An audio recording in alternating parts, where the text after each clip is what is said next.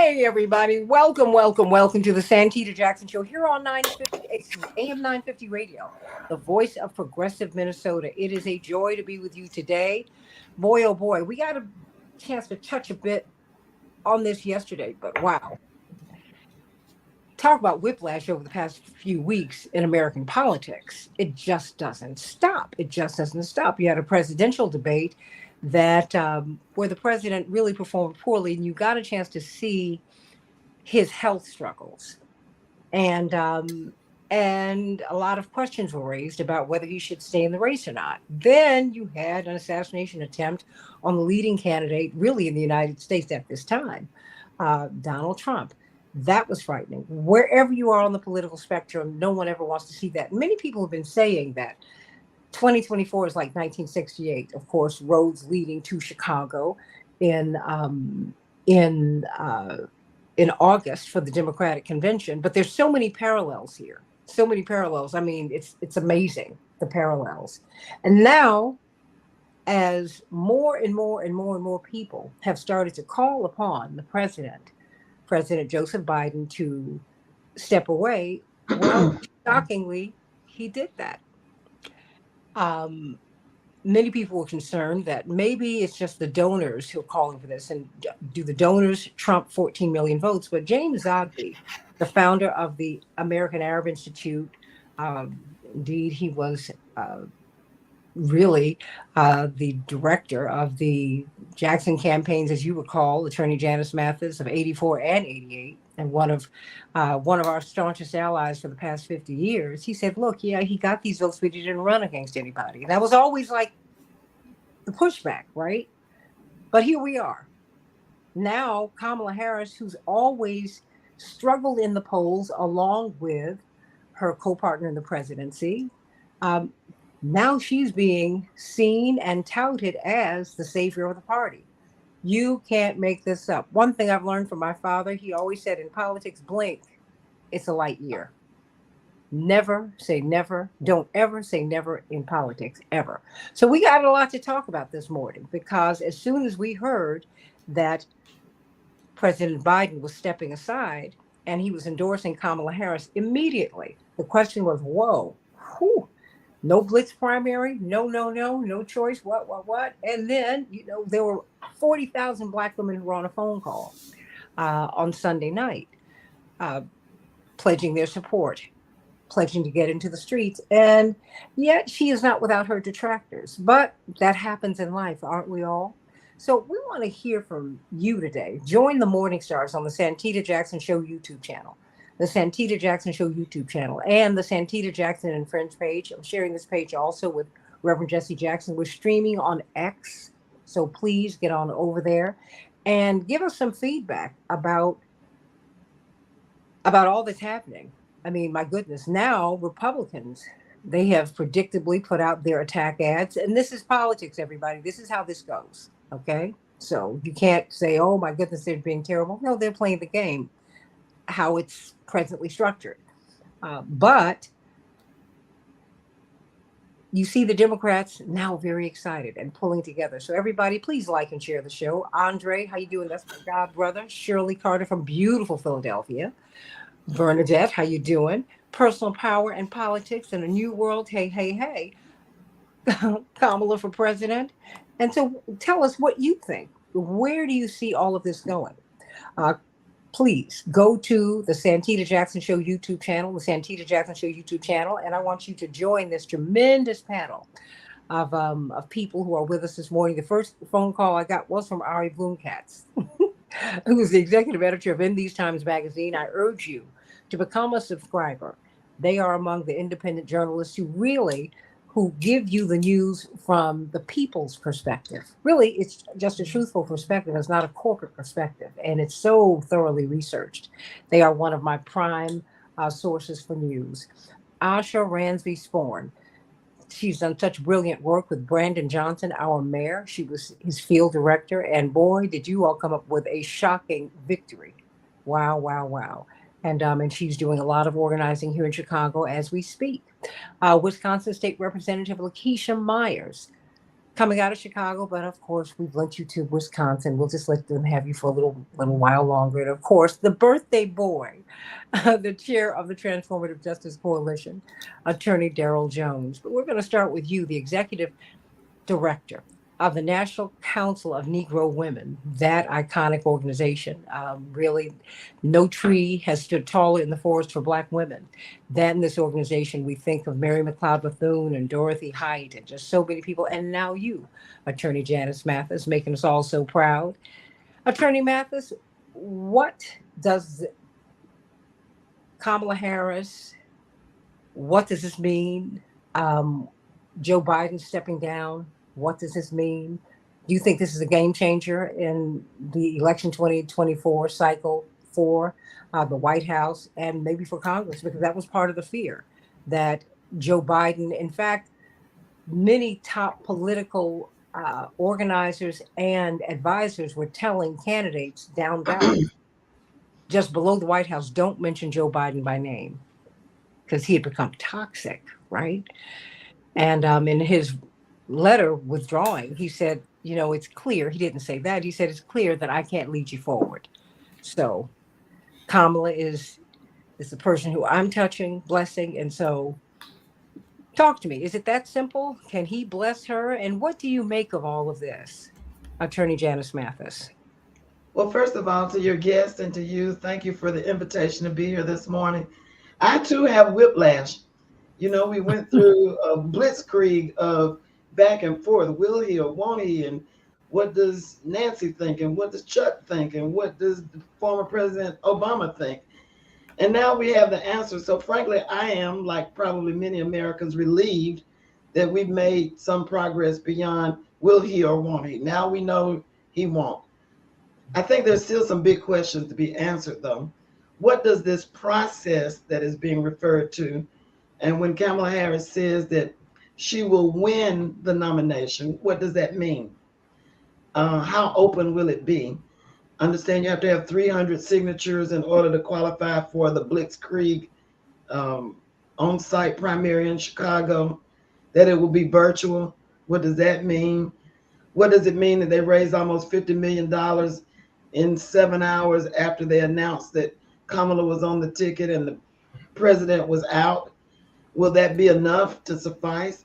Can they hold on to Michigan and Pennsylvania and the states that matter? I think it's going to be a rocky ride. And I think for me, the biggest question is, I shall never forget, was it 2017, January 20th, 2017, when Trump was being inaugurated? The very next day, the pink hats and the women were out talking about,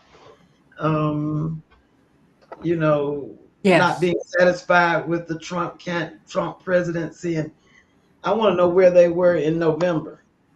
And I want to know where they will be this November. If you care about reproductive freedom, if that's your number one issue, if it's Gaza, if it's sensible immigration reform, don't wait until after the election and express your disappointment.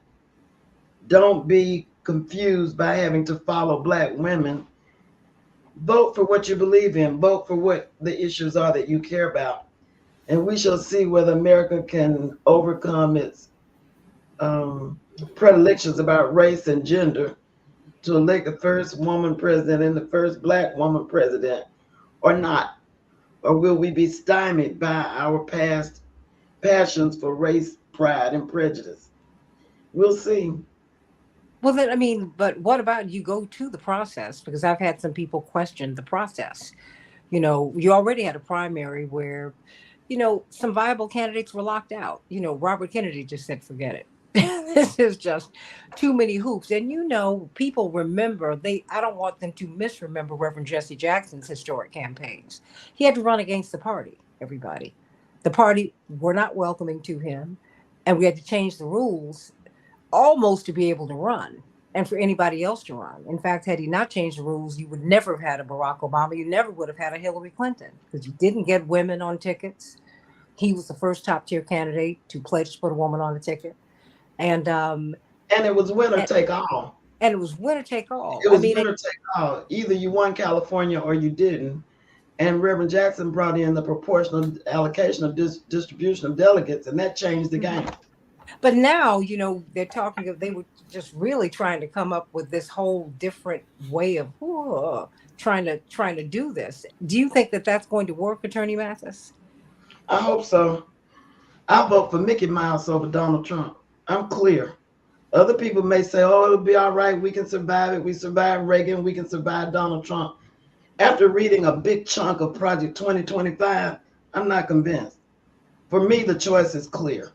Not so much because I'm a Democrat, but because I've spent the last 40 years working for civil and human rights. And what they're proposing to do dismantles majority rule government.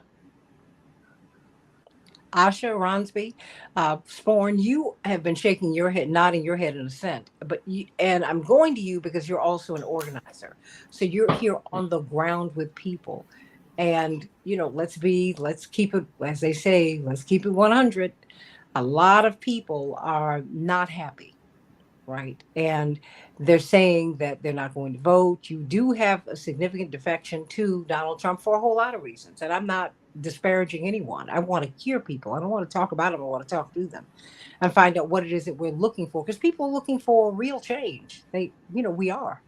So what are you hearing? Do you think this is a game changer? Do you think she will appeal? Because remember, as we recall, her presidential campaign just didn't work. And then you started hearing people talk about her as a prosecutor, which was something that in the streets did not work. And yet, we've seen her perform so well as a vice president. She has been loyal. That is their job. And she was given the toughest assignments. And she's acquitted herself well. Asha? Yeah.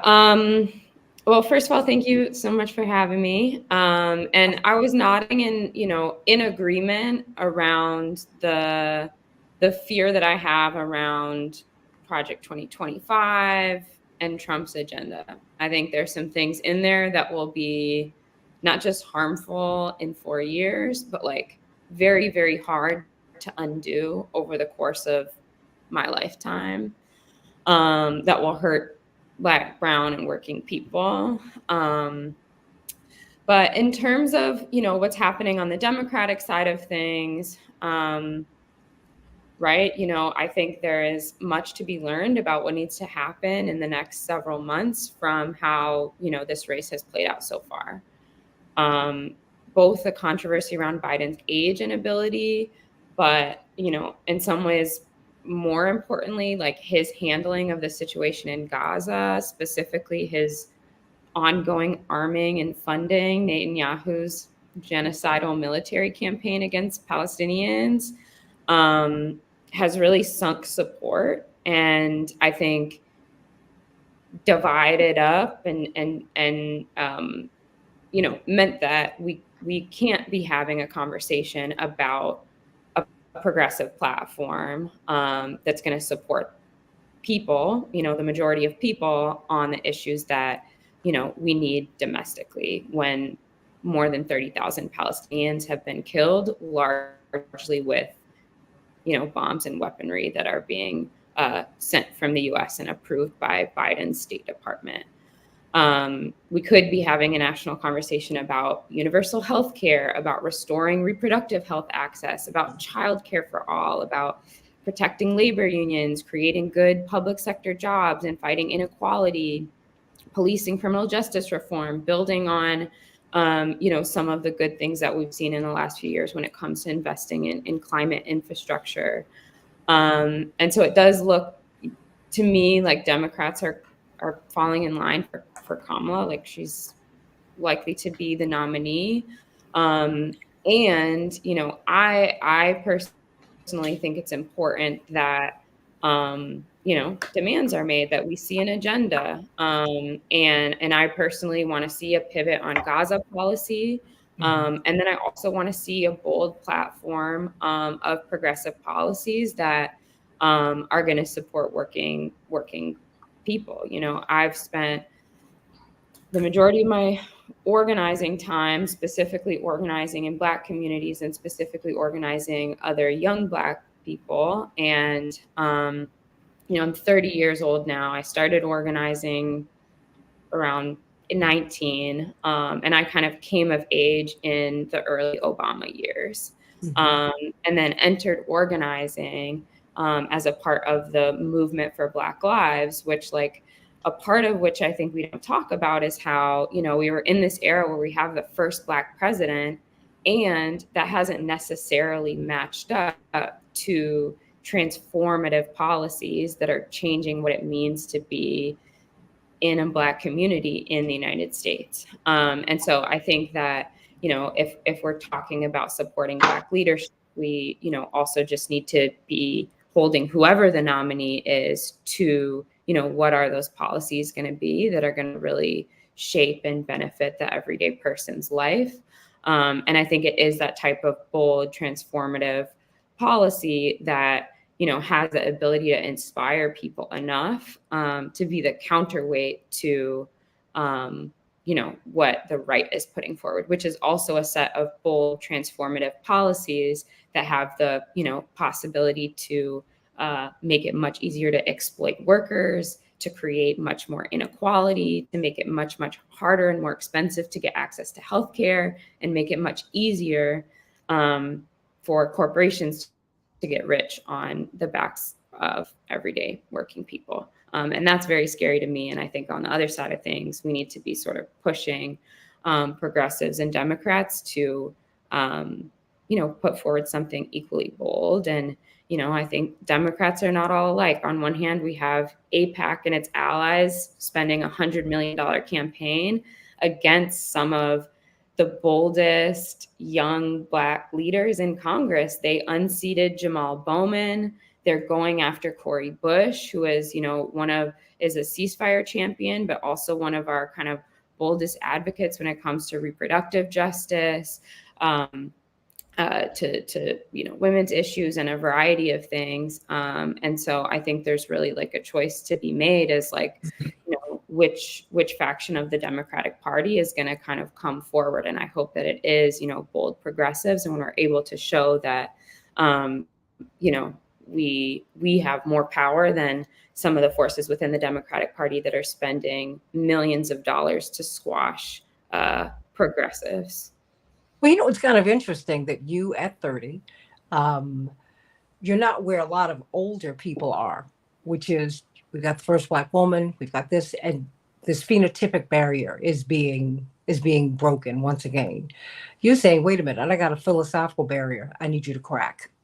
So I've got to tie my support to this ticket, to these issues. Otherwise, we still have a problem. Because after that first Tuesday in November, Gaza's not going away. The Lancet study says 186,000 people have been killed. They project that 500,000 people will be killed. That's the projection. They've even stopped giving us the numbers. You can't even find all those bodies up under that rubble. I mean, it's horrifying. We haven't even gotten to Haiti. Somehow or another, no one ever wants to talk about Haiti. We just had this horrific accident where we lost 40 Haitians, Attorney Janice Mathis. I mean, it's really? This is in our hemisphere. And we're full of mischief there. Well, I'm letting the ladies go first, Attorney Jones and Ari Bloom-Katz. So let me go to Wisconsin State Representative Lakeisha Myers, because these three persons who I've gone to first are organizers. And so they're hearing a conversation from people that I don't hear in corporate media today, because they're talking to people, and you hear a lot of different discussions from people.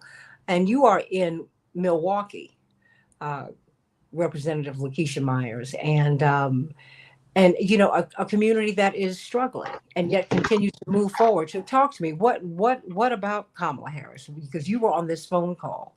I know there's a lot of enthusiasm. There's a lot of excitement. What do you make of this? Well, good morning, everyone. I agree with both Asha and with Attorney Mathis.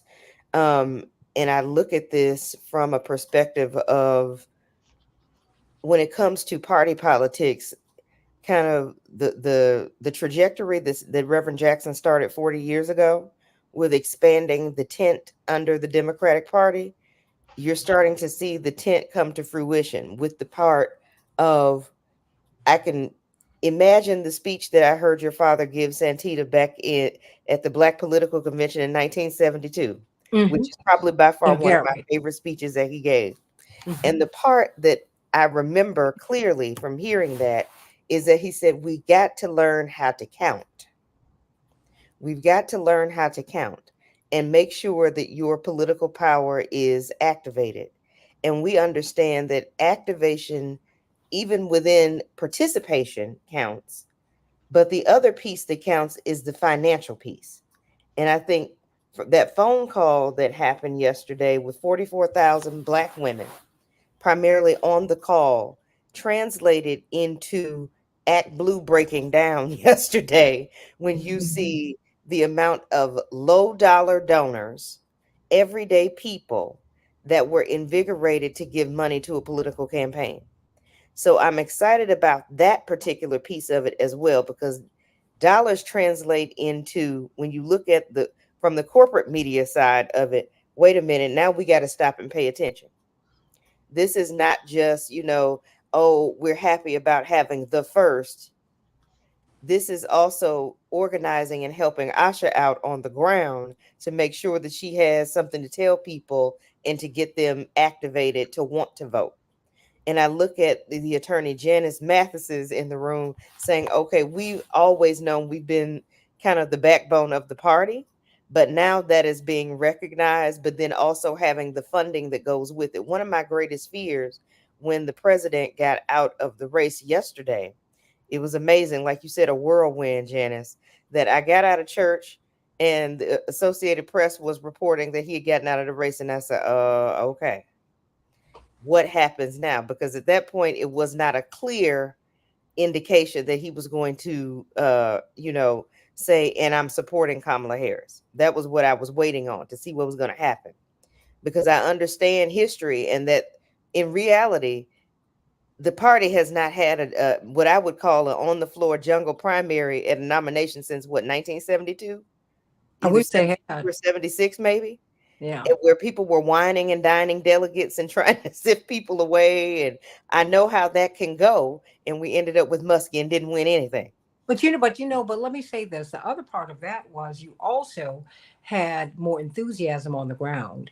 And I must say, when Reverend ran for president, he ran under the Democratic Party, under that banner, not for the Democrats, but that was the only pathway Black people had into American politics. We were blocked from the Republican Party.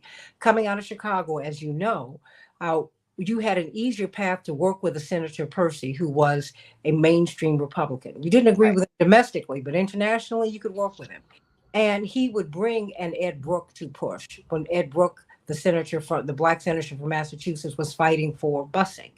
And he was just very, very cooperative. It was the Democrats that pushed us to run for president in the first place because they were so disrespectful. So this was, and that's where you got an Armstrong Williams, who was who was head of Young Black Republicans for Jesse Jackson, because Black people have been locked out of the process. And that's why, I'm always, because I was there, and I'm always pushing to, for us not to get locked into a party. This is the horse I'm riding on at this time, but I just want folks wherever we are to fight the good fight for us. But we had to look at the cracks that existed too. Like you said, there was no end really in the Republican Party at that time. But when you look at there was, as you just process, in the policy process too. Well, in the 60s, that's how it expanded. And then there was no end with the Democrats either. And I'm saying the fight continues. I'm not pushing back against you. I was just trying to make some clarification. Oh yeah. But I'm talking to young people. They tried to make Reverend. He's pushing for the Democratic Party. He was pushing for democracy, and he was pushing for the republic. And as my father makes his last turn around the bend in his life at 82 in a wheelchair with Parkinson's, I want to let people know what the conversations we had around our dining room table. Because many of us have gotten into the party and we've gotten locked in, and the people's issues have gotten locked out, which is what you're hearing with Asha. Mm-hmm. Wait a minute, Absolutely. you got to tie this to something else.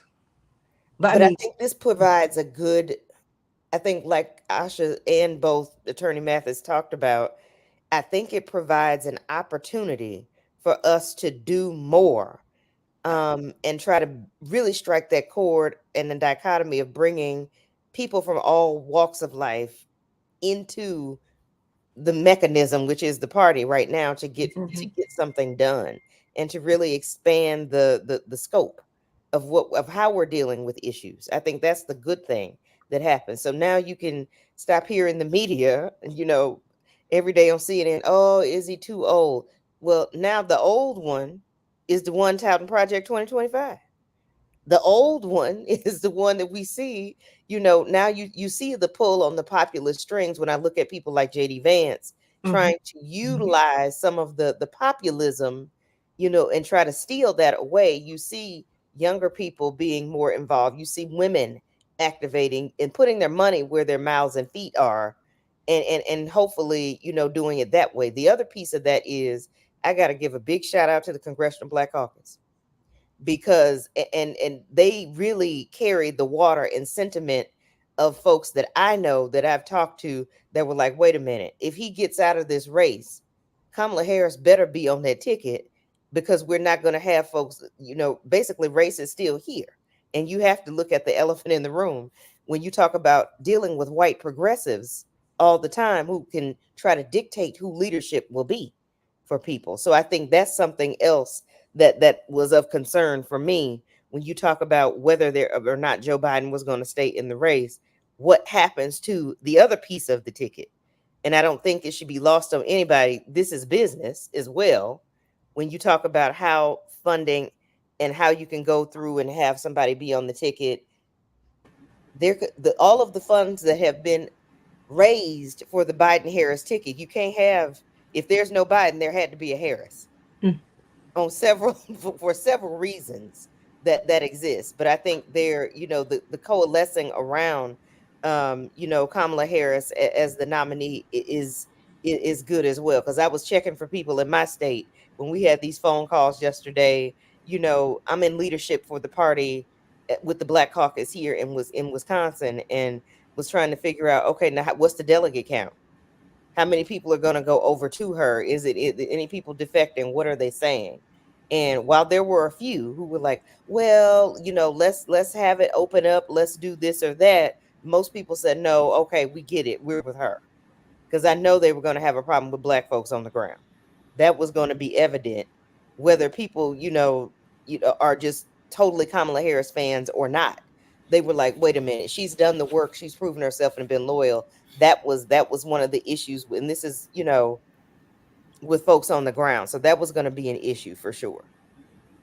Hey, everybody, please check in with us. You all are checking in, and we want to talk with you about what's happening here. Ari Bloomcats, I heard your head go,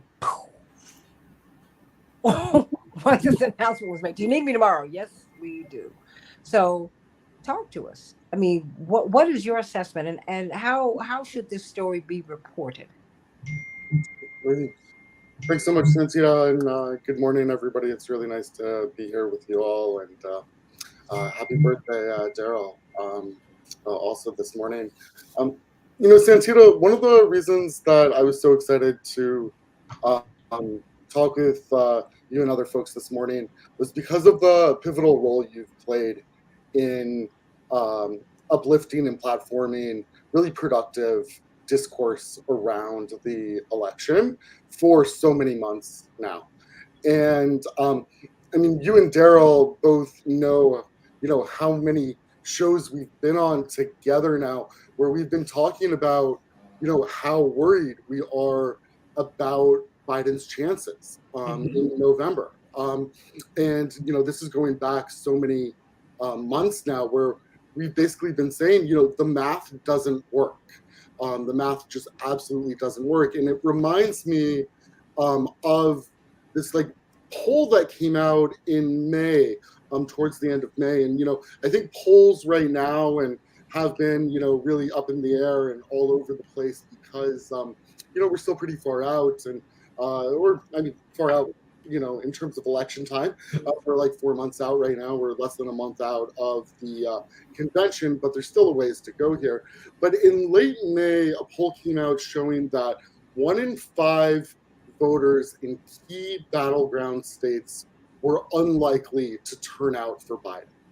And so when we hear that, when we see that evidence, and then we look at the numbers, when we look at the fact that in 2016, in Wisconsin, Biden won by about 23,000 votes. In 2020, it was about 20,000 votes in Wisconsin. When we think about Arizona, when we think about Pennsylvania, going by just 80,000 votes in 2020. When we think about Michigan, we're talking about 10,000 votes in 2016 as well. These margins are so razor thin that turnout is going to be absolutely essential.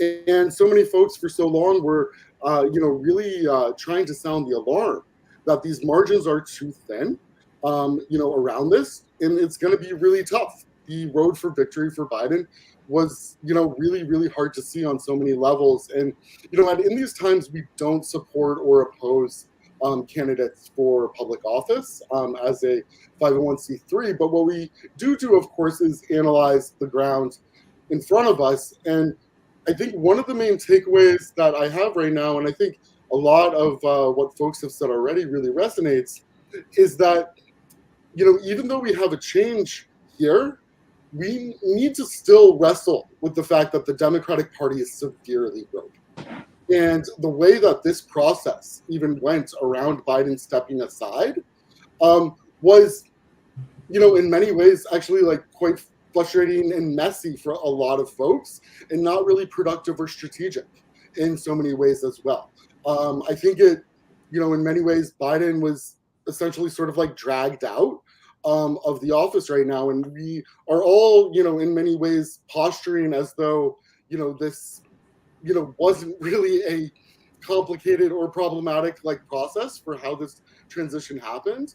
And, I think that's really not the case. And we've seen a Democratic Party and a Democratic coalition really fractured since October 7th in particular. We've seen fractures for so long before, but it was very soon after the Israeli assault and genocide began in Gaza that we saw deep, deep fractures happening in the Democratic coalition, particularly around young people, particularly around people of color, particularly around in key swing states like Michigan and Wisconsin as well. And for me, one of the questions with Kamala Harris is, what is the Democratic Party going to stand for now in this moment too? Is the Democratic Party under Kamala Harris going to stand for a coalition where it values all members of the coalition? And for me, that's a really important question, because when you have a mentality that everyone in the coalition is critically important, that's when I think that we really see turnout really happening at the levels at which, are necessary to overcome these razor thin margins. And I think that gets, a lot about what Asha was suggesting about, we have, someone here who is very likely to be the nominee. We'll have to go through the process, but it's very, very likely. But it is also what are, the demands, but also what are the circumstances for which the full Democratic coalition will be able to unify behind the vice president right now as well. And for me, that's a really key question right now. And that's my takeaway, which is unfortunately a bit more than a question than an answer, which is what is going to happen now so that Kamala Harris can win? Because even though we're seeing different polls that are saying different things right now, we are talking about razor thin margins. And so I, deeply believe that the vice president cannot just run on the existing platforms right now. The vice president will have to actually make many of the moves that, to rebind the fractured Democratic coalition in a way that will really provide the turnout for victory. Well, let me ask you this, because in Michigan, with the uncommitted, in 21 days, they were able to pull together 101,000 votes. And I'm mindful of the fact that President Biden has 86% of the delegates. I mean, so that's like a lot of delegates that are hanging out there. And there are people who are still not satisfied with Gaza.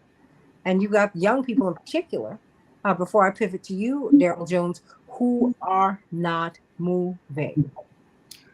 Yeah, I also think if I can just add one thing too is, we published one of the op-eds early on from Saqib Badi. The op-ed from Saqib was basically, I am not, I'm done voting for the lesser of two evils. And this was, not too long after, October 7th, in which Saqib, came out and said, you know what, it's okay to be a single issue candidate, a voter, when that issue is genocide.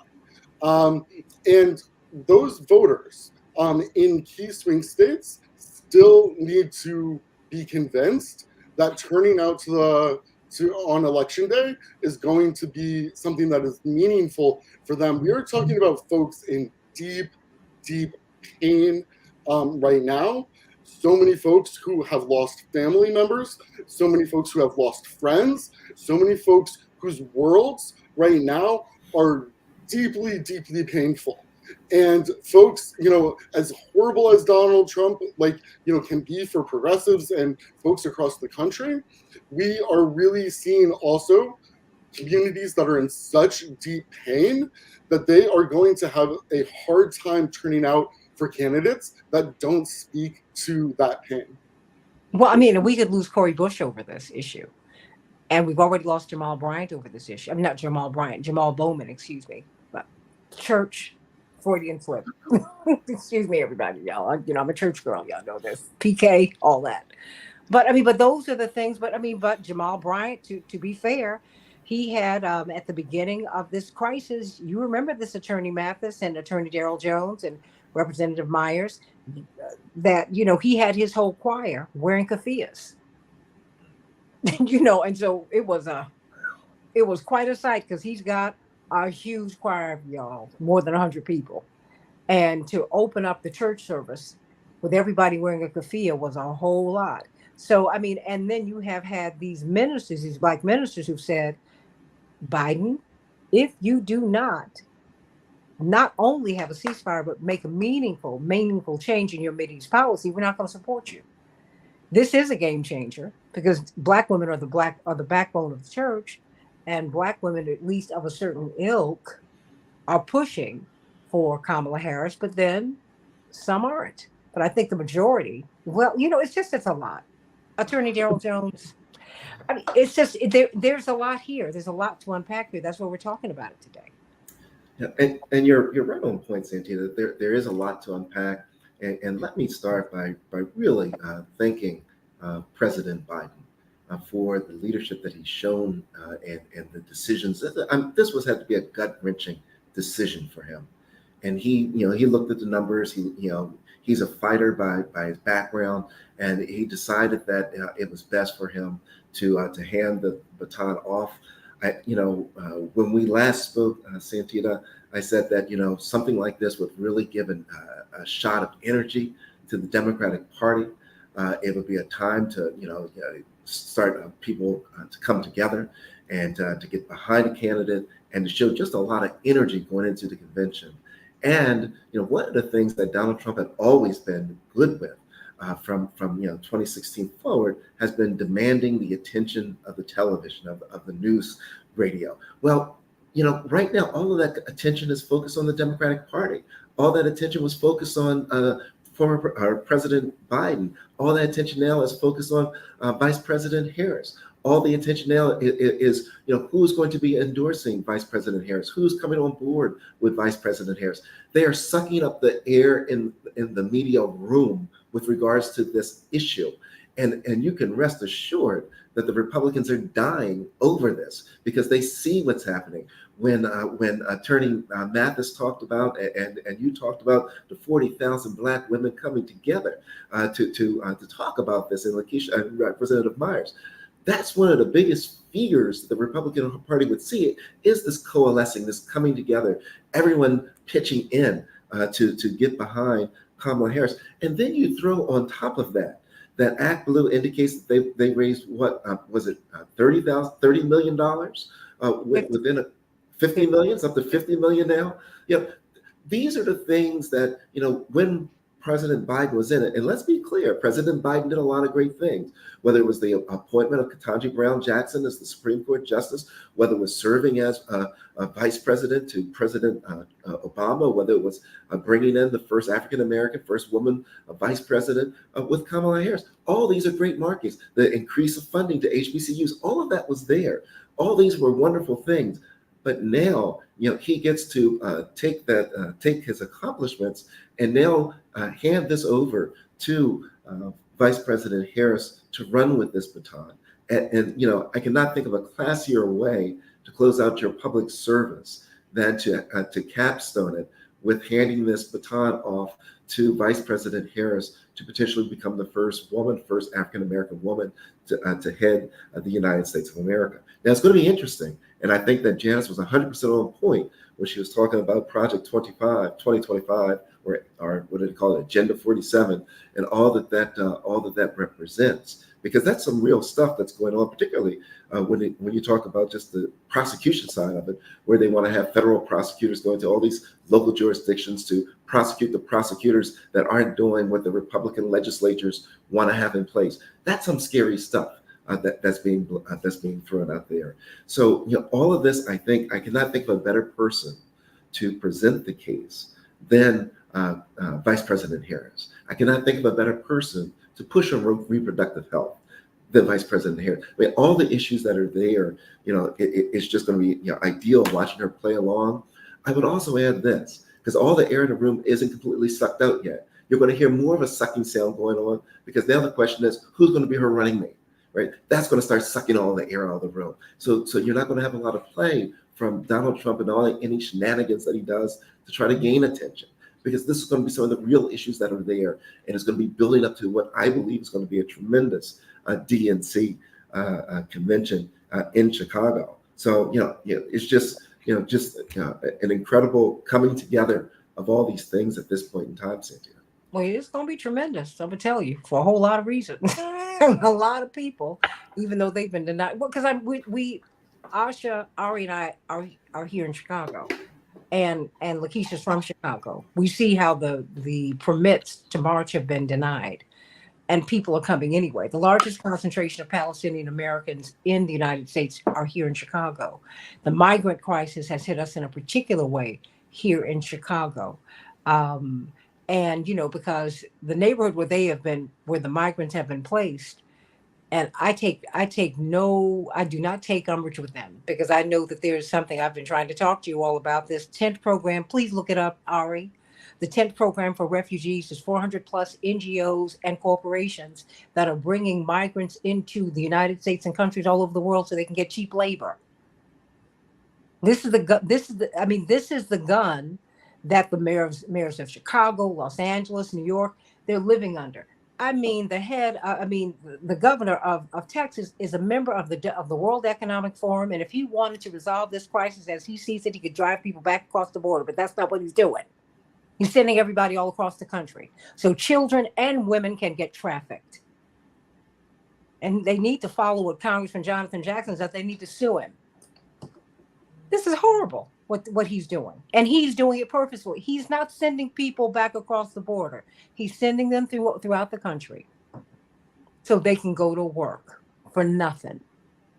America has not learned anything yet, and these are the issues that people are talking about on the ground as we're having this moment. This is great, but Asha, as you opened up by saying, "Wait a minute, I got a list." You still have a list. So at this moment, particularly as you're seeing, as everybody's coming to Chicago, what's Chicago going to look like for you? Because it seems like you're going to have a lot of activity, Daryl, inside. Because they're trying to do this virtually, which is like, I think people need to be in person and meet. This fait accompli thing, I'm feeling some kind of way about it. I don't feel comfortable with that. And if she wants to earn this, and I believe that the vice president does, don't put her in that position. have her come in, and she is a hell of a debater. Have her make her case, because I think she can do it. But don't tuck people in, and she's got to answer Asha and Ari, because you got 101,000 votes hanging out there in Michigan. You can't win the White House without winning Michigan. How are you going to get some of those people back? I mean, Wisconsin. I mean, these folks organized on a dime, and now this is out here. Asha, I mean, what are you hearing? I mean, I'm going to make this revolution. And I want to invite all of you back tomorrow, because I want us to continue to have this conversation about this, because I think so much is unresolved, Asha. I mean, that's when I was listening to you, that's what I was hearing. Yeah, absolutely. I mean, you've talked about the 100,000 voters in Michigan. Across the country, it was more than 700,000 people that voted uncommitted across many states, as a way of making a statement of like, my vote hinges on Gaza policy. And, you know, I don't feel good about supporting a leader who can stomach 30,000 Palestinians being killed, you know, with bombs and weaponry that were like approved by the administration that they work in. And so that for you is a non-starter. I'm saying for hundreds of thousands of voters, that's true. Okay.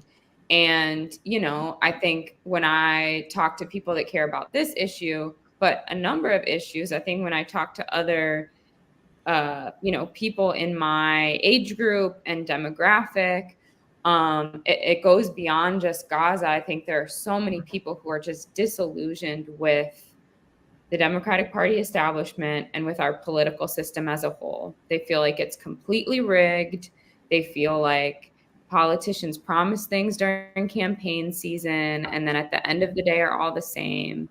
And I personally am scared about what that means generationally if, you know, we don't see political leaders and we don't, you know, engage in successful enough organizing that can push political leaders to really deliver things that, you know, one, will inspire people in my generation, but also will have a material impact on, you know, the lives of people across communities and across age groups.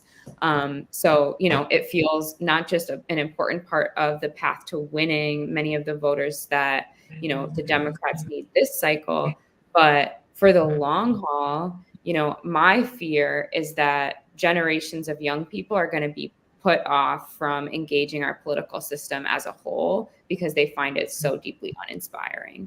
And so I think the antidote to that is really organizing effectively enough so that we have political leaders that see that they have to, and in order to win, they have to respond to, you know, the protests, respond to the issues that people care about.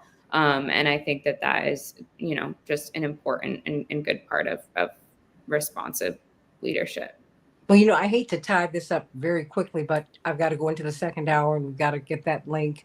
But if I can get real tight closing thoughts from everybody inside of a minute, that would help me out a lot. Attorney Janice Mathis, National Council of Negro Women, everybody join it today, because they advocate for us and have been doing it for decades. Attorney Janice Mathis. Thank you, Santita. Let me see if I can quickly say that bold change doesn't come from politicians. If you're talking about Vietnam, if you're talking about the women's movement, if you're talking about voting rights, bold change comes from the streets of America. And so if folk who want to see change in Gaza flood the streets of Chicago, that's their best bet. Politicians don't inspire voters. Voters inspire politicians. Particularly young voters inspire politicians to do the right thing. The system is built around two parties and majorities. But let me say this as I close. We can't just make demands on the Democrats. We have to make demands on the Republicans too. Everybody who wants to be elected needs to have demands made on them. I watched the GOP convention. You needed a microscope to find a Black person in the crowd. It looked nothing. You're talking about Obama coalition, progressive coalition. it was the most homogenous group of people I've ever seen. Far more people at his rallies than in his audience for his speech. So I would just say that and Gaza is near and dear to my heart. My portfolio on the 88 platform committee, drafting committee, was Land for Peace and a two-state solution for the Middle East. That was 1988. So there's not going to be, but if Kamala Harris is true to who I think she might be, swapping her for Biden may give you a better chance to get a real solution. She may not be as locked in to that 50-year promise that we made Israel back in whenever it was, 1980, that we would always be there to support them. You might have somebody more sympathetic in Biden's replacement than you had in him. Ari Bloomcats, In These Times magazine, everybody subscribe. We need our independent media. Thanks. One thing that Daryl shared that, stuck with me was about the change in narrative that has happened right now, and how, we came from an assassination attempt and, Trump with this, big fist photo, and that, we have a bit of change in narrative here. And so, one thing that I'm curious about is whether or not the Harris campaign and the Democratic Party will be able to continue now, actually continuing on with the narrative. Can they control the narrative? What can happen there? And I think that, one thing that, Democrats frequently do, which I think is frustrating to a lot of Democratic voters, is that they don't always replicate success. And one thing that I think here in terms of replicating success is looking at how powerful it can be when the Democratic Party is in control of the public narrative, right? And so what I'm thinking about is, what can the Democratic Party do to continue to control the public narrative and the public discourse in this moment? And what I think can happen there is really pushing forward a vision of what this country can be, of what can happen when we really speak to all voters, what can really happen when we come together around a progressive agenda that has really a vision forward. And some really interesting things out of the Democratic Party platform and the Harris platform, but it's not there. And for so many voters. And so I think that what can happen is that, Harris and the Democratic Party can really continue to stay in the spotlight by really speaking to a lot of what I think we have to recognize were the deficiencies of a Biden administration that has in many ways not only helped fund, fuel, and enable a genocide in Gaza, but I think we need to also examine where Biden's record also may have fallen short, where the Democratic coalition may have also frayed in a lot of areas too. And I really think that's a really interesting opportunity right now. I work at, In These Times, and our executive director very frequently talks about the power of sort of cracks, and where opportunity and change can come from really interesting cracks in the public discourse, in the narrative, in the political frameworks around. And what we're seeing right now is a pretty big crack in that, which also I think really means a really big opportunity. I've got less than a minute for you, Attorney Daryl Jones, less than a minute for you, Wisconsin State Representative Lakeisha Myers. My phone is blowing up. Everybody wants us to get over to the second hour. Attorney Jones. Very quick, Santita. I look forward to what Vice President Harris is about to do. I would anticipate we're going to hear her talking about Supreme Court reform. We're going to hear her talking about term limits for justices. I think we're going to hear her talking about ethics for the courts. I think we're going to hear her talking about voting rights. But most importantly, what I want each of the listeners here to do is to go to vote.org and check on your voting status, because now is the time to start doing that, because you're going to see all kinds of things that are going on. Know your status to vote, know where you're going to vote. Go to vote.org now. Don't wait, Santita. And of course, he and Barbara Arnwine have a show on WOL every Tuesday, 12 noon Eastern Standard Time. You've got to be there. Click on out, Daryl. Get on over to the other side. Let everybody know we're coming. Wisconsin State Representative Lakeisha Myers. Just very quickly, I would say what Janice said, what Daryl said, what everybody said, and just say make sure you're actually voting. But also, when it comes to party politics, there is room for everybody under the tent, Mhm. and it is that way for a reason. So make sure you're not just marching in the street, but also changing the platforms and the policies under the tent as well, and making sure that you force those hard conversations and force us to make those resolutions as well. So, like I said, there's room for everybody under the tent. Just come on under and join us. Absolutely. And you know what? I just did the free and open debates in Las Vegas last weekend.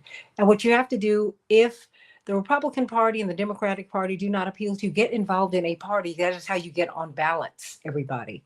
And make sure, and then also have coalitions. If we're going to really have a democratic government, we need to have coalitions with each other so that we can, I mean, because remember, Bernie really is an independent, Bernie Sanders.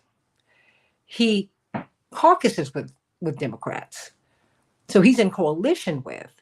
And so don't let, a party be the barrier between you and involvement.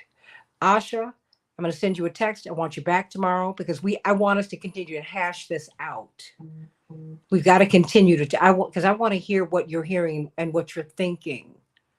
Because not only is the Democratic convention coming here, guess what? After November, these issues aren't going away, everybody. In fact, I see them blooming. All right, Bloom Cats, you're gonna get another text from me too. All because we got to keep this conversation up, and we've got to get our young people and people excited because people are still not feeling this. And as Attorney Mathis said, wait a minute, you got to inspire the politicians. You can't wait for them to inspire you. They work for you. Let's not get this twisted. All right. Second hour of the Santita Jackson Show. Sending you all much love. Asha, Ari, I'm coming for you. All right. Sending you so much love. Thanks, Santita. Mwah. Thank you.